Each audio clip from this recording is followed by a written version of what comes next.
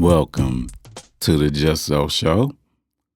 I'm your host, JustZo, and it's episode number 33.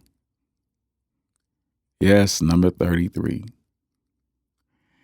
Again, I just am amazed because I never thought I'd be going along this far. But when you love doing what you do, it don't seem like it.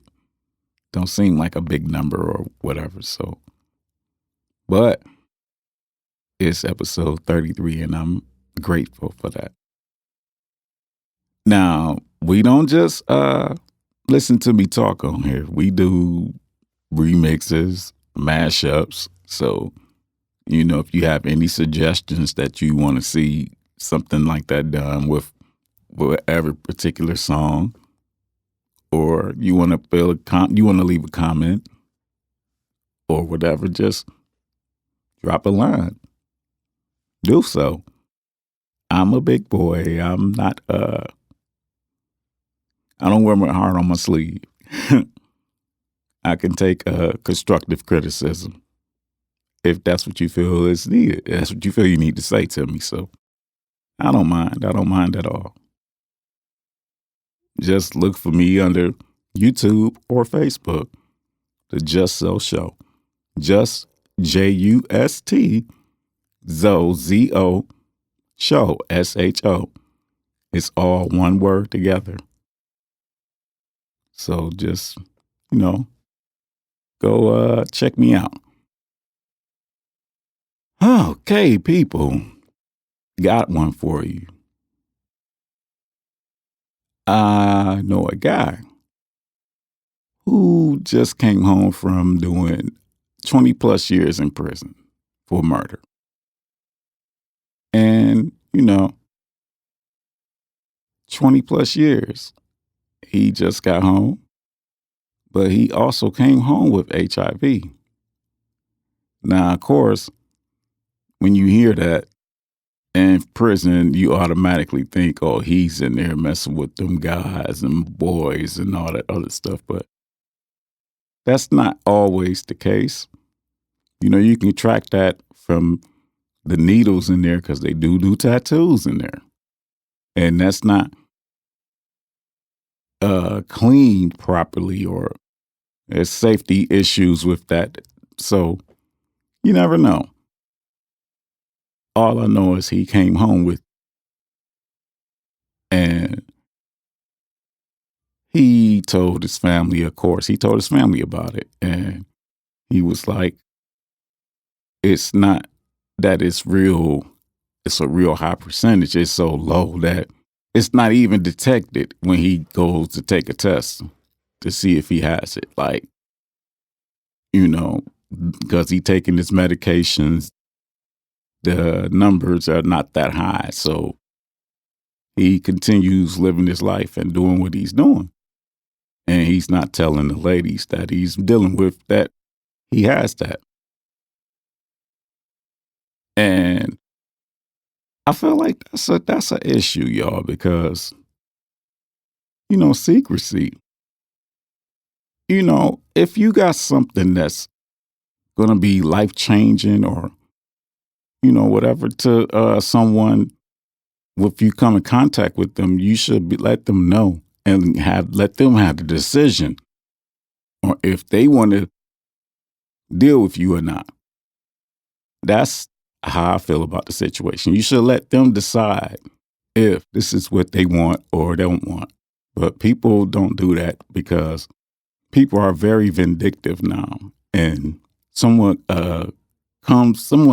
gets that issue like that, gets a disease like that, they feel like, oh, I'm going to take it out on everybody. I'm going to spread this out So as far as many people as possible. And the guy that I'm talking about, he lives in a small town.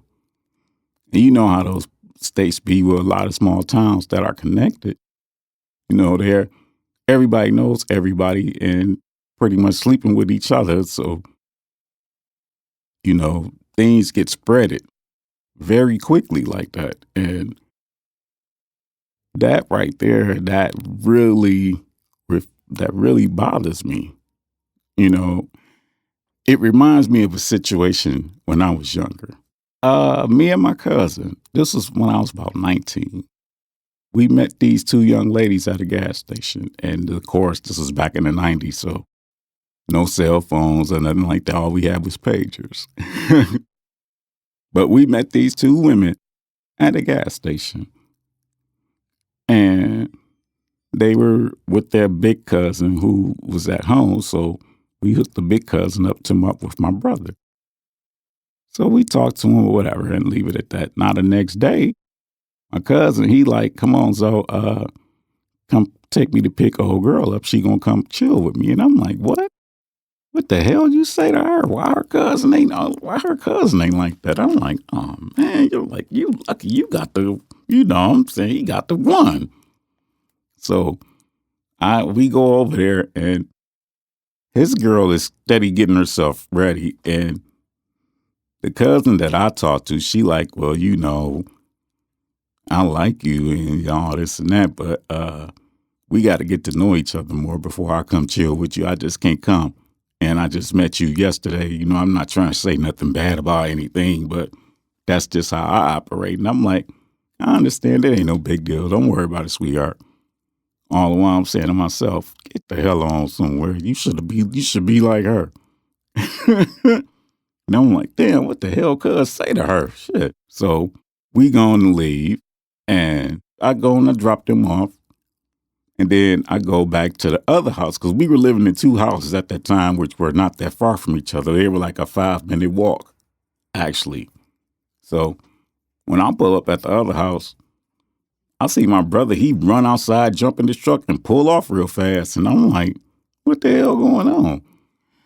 Now, normally, if it was some beef or whatever, he would have been like, come on, Zo, let's go. But since he didn't say that, I'm like, well, whatever it is, he don't need me to follow. So I just left it at that. Went in the house. Wait about good 10, 15 minutes. He comes back in and he got my cousin with him. And I'm like, damn, dog, well, you a quick one withdrawal? Like, you that fast? Like, I mean, damn, what's happening? But they got this crazy look on their face. And I'm like, okay, what's going on? They're like, man, old girl got some shit. I'm like, some shit like what? She got AIDS. I said, how the fuck you know that? My brother said, when we left, the one he talked to called and was like, look, I don't want to put my cousin out there, but she got AIDS and she said she gonna give it to everybody that she can because that's how she got it. So I'm just letting you know your brother and your cousin just left. And, I don't know what's gonna happen with that. So that's why when I pulled up, I seen him jumping in his car, pulling off, speeding off and stuff. And I'm like, oh, wow. So, yeah, that was a very scary situation. And it was back in the 90s when AIDS was really popping. So, like, wow. That, let's just say that put a damper on trying to get with a lot of women for a minute. Like, that really put us on pause. Like, damn, that's crazy. But I think about that situation back then and others like now, like from AIDS to COVID-19 and all the other stuff in between. It seemed like they want to operate on fear, like the powers that be. They want to operate on fear, like they want us to fear this, fear that, so we're constantly giving away parts of our freedom to feel secure. That's how I feel about it. And I don't like that because I feel like if we are free, then let us be free and let us live our life. But they come up with all these money schemes or whatever the case is. And it's no real trust there. You just like, I feel like, especially in the medical field, for instance, if you're dealing in that, you should have a heart. You need to have a heart. I mean, don't get me wrong, everybody has a heart, but you have to have a caring spirit to deal with that situation, to deal with that kind of job. But it pays good money too, don't get me wrong. So a lot of people, well, I ain't gonna say a lot, but quite a few are doing it for that particular reason. And that's not cool because, again, I'm going to use myself as an example, always myself as an example, because I try to speak on experience, stuff that I experience. And, I try to just be as honest with it as possible. Well, that's what I'm doing because I have nothing to hide. This one particular case manager of mine, that's how he operated with his clients. Now, don't get me wrong, like this so-called auto insurance kind of thing and stuff, it's big money involved. And it's people that actually live to get money like that. Like they get in so-called fake accidents or whatever. They break an arm or leg and, he comes and they work out a strategy or a situation. And a lot of times those people be on drugs. So he run this little game on them and had them scared and confused. He operates off of fear and confusion. And if you don't know no better, that's how you'll be feeling. And that's what you'll be doing. Like, oh, he said, don't do this. He said this. He said that. And that's not me. I don't like making decisions off of fear and confusion. So when he would come at me, I would ask questions like, why we got to do this, or why are they saying this, or why that? And he would come to me like, well, the insurance companies, they got people watching you. And I'm like, okay, well, if they are, tell them to come help me. I'm not, if what they think, I'm going to get up and start walking. I don't have no legs. So what are they watching me for? Again, like I said, if they are, tell them I need some help. Shit, come on with it. But, that, I never really paid much attention to that kind of life.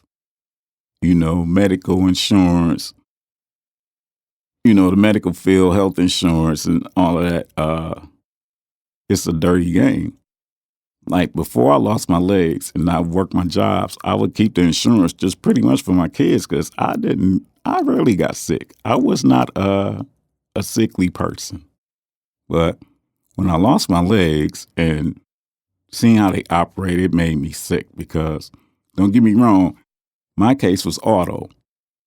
So since it was auto, they treated me like I was a king, rolled out the red carpet and everything. But there was other people there that didn't have auto or Blue Cross or Blue Shield or whatever, They had basic insurance. They just had some kind of insurance and they would do like the bare minimum for them. And that made me sick. Like, wow, how could you do that? Like, but that's the way they got it going. That's why health insurance is so messed up. And life out here is just so jacked up. It's all about money now. Money is the new God. And I refuse to worship him. That's not me, and that'll never be me. But that's just how I feel about it, y'all, because it's ugly out there. And again, I always try to speak on love because that's what's missing. But along with love is trust. And that's a big one. Gotta have some trust. You can't trust the people that's with you. Then who do you trust? Something to think about. Well, I'm going to end it here for now. But like I say, if there's something that I've said that you may have liked or disliked, thank you and my apologies. Never meant to hurt any feelings. But this is it. Make sure you check out my other videos and music, remixes, and leave a comment, subscribe, and just keep on rolling with me, y'all. I appreciate it. Trust me, I do. I appreciate it. So that's it for the JustZoSho. This is me, just it. Time for me to get out of here, y'all. Have a good one. Peace.